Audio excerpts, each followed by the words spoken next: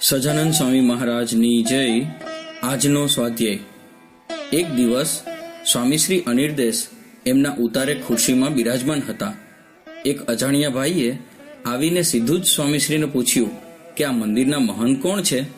એટલે તરત જ સ્વામીશ્રીએ સંતોના નિવાસસ્થાન યોગી આશ્રમ તરફ આંગળી ચીંધી કહ્યું કે તમે સામે જાઓ, ત્યાં 5 નંબરની રૂમમાં કોઠારી સ્વામી છે, તેમને મળો, તે મંદિરના મહંત છે.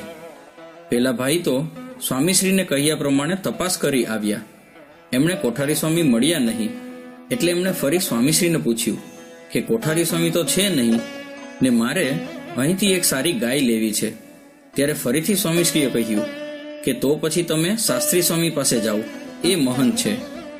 સ્વામીશ્રી જો બધાને આંતરિક સેવક ભાવે આટલી મોટપ આપતા હોય તો પછી આપણે તો સમજી જ લેવું જોઈએ ને. જય સ્વામિનારાયણ.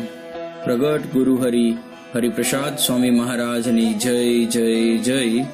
આત્મીય સમાજની જય જય જય.